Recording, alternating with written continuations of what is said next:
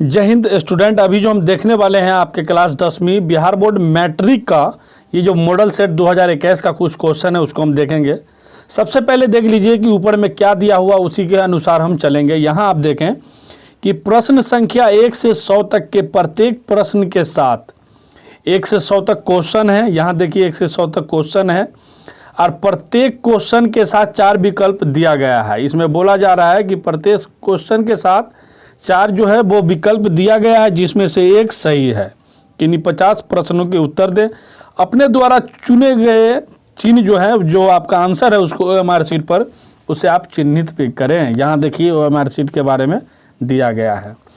तो चलिए हम इसके 100 क्वेश्चन को सॉल्व करने की कोशिश करते हैं। सो वीडियो पे आप अंत तक बने रहें, ये आपके लिए काफ़ी हेल्पफुल होगा अगर आप क्लास 10वीं में हैं। सो बने रहे वीडियो पे। चलिए हम शुरू से हम क्वेश्चन को सॉल्व करने की कोशिश करते हैं। तो यहाँ आप ध्यान दीजिएगा, पहला क्वेश्चन क्या है, 92/115 का सरलतम रूप क्या है। तो सरलतम का मतलब आपको पता होना चाहिए। सरलतम का मतलब कि इसका सरल रूप क्या है, छोटा रूप क्या है। तो 92/115 का जो सरलतम रूप की अगर आप बात करेंगे तो इसको सबसे पहले आपको क्या करना है कि 92 में आपको 115 से भाग दे दीजिए और इसको काटने की कोशिश कीजिए। तो मेरा जहाँ तक मानना है या आप कोशिश करें तो 23 से अगर काटेंगे तो 5 दफ़ा में 115 कटेगा और 4 दफ़ा में 92 कटेगा। तो इसका जो आंसर आया 4/5 आया था। ऑप्शन ए में 46/23, बी में 4/5, भाई सी में 3/5, डी में 3/4। तो यहाँ आपको सरलतर रूप काटने पर कितना प्राप्त हुआ, 4/5। तो इसका रियल आंसर जो होगा बी होगा। अब हम दूसरे क्वेश्चन की तरफ बढ़ते हैं। दूसरा क्वेश्चन तक का इतना आसान है जो आपको लगभग में आना ही चाहिए।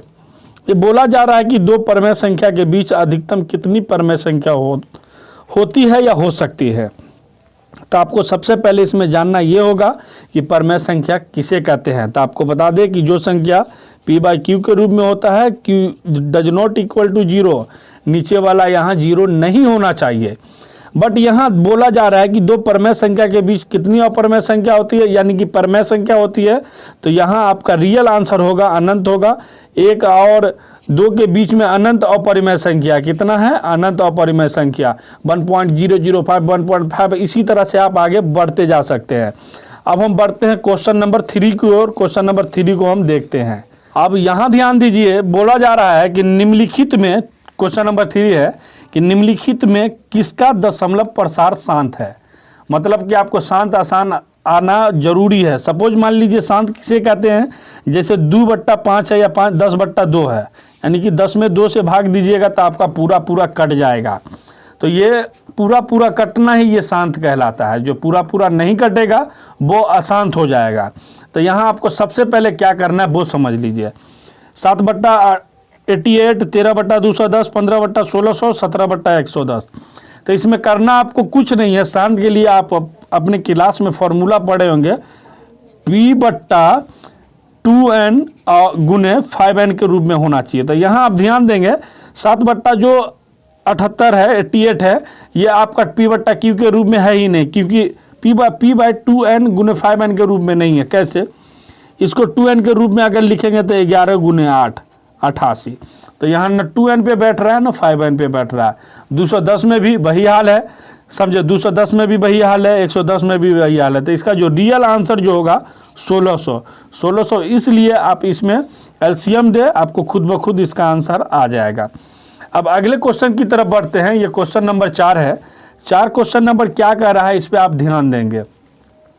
क्वेश्चन बोल रहा है, दीर्घात समीकरण दिया हुआ है, एक बहुपद दिया हुआ है, एक पोलिनोमियल है, d/² प्लस b/+a के शून्यकों का गुणनफल क्या होगा। ऑप्शन ए है -a/d, बी है d/a, सी है -d/a और डी है a/d। तो आपको बता दें कि शून्यकों का जो गुणनफल जो होता है अल्फा इंटू बीटा, ये जो आपका होता है c/a। तो इसका ध्यान दीजिएगा, ये जो द्विघात समीकरण का जो रूप है ax² प्लस b/+c के रूप का है। तो यहाँ x की जगह पे क्या है, यहाँ ध्यान दीजिएगा कि x बाय दोनों की जगह पे bx होगा यहाँ। तो यहाँ पे दोनों की जगह पे y है, लेकिन ये सेम होगा। c कहाँ है, c यहाँ a है तो a होगा।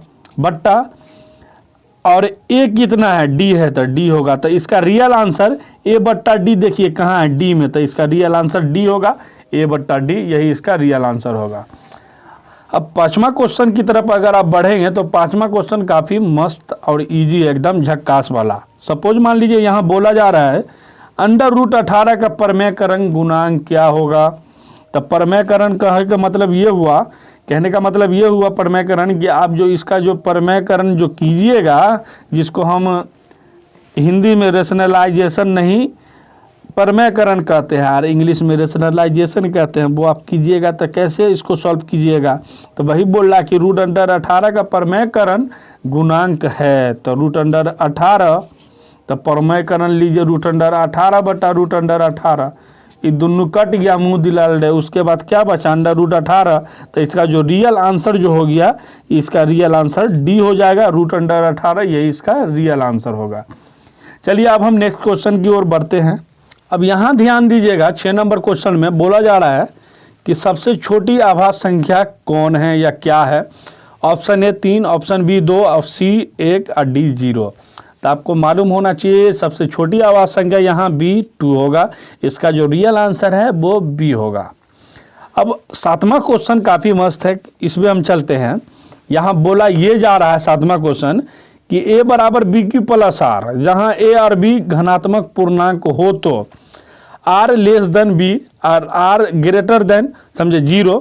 मतलब कि बोला जा रहा है कि r छोटा होगा b से, r जो है छोटा होगा 0 से, r जो है ये बड़ा होगा b से, इनमें से कोई नहीं।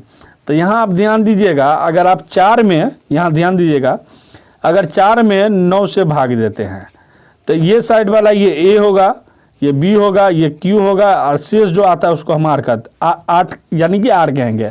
तो 4 दूनी 8, 9 में से 8 गया 1, तो यहाँ शेष r होगा। तो r का मान यहाँ देखिए 1 है और b का मान 4 है।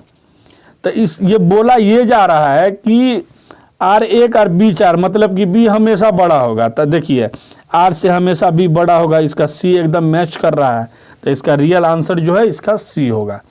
चलिए हम आगे देखते हैं 8वां क्वेश्चन कि निम्नलिखित में कौन परमेय संख्या है। 8वां क्वेश्चन बोल रहा है कि निम्नलिखित में कौन परमेय संख्या है। Option A 4 + √3, option B √7, option C √18, option D 6 √5 गुना √5, 6 √5 बट्टा √5। √5 से √5 कैंसिल हो गया, क्या बचा 6।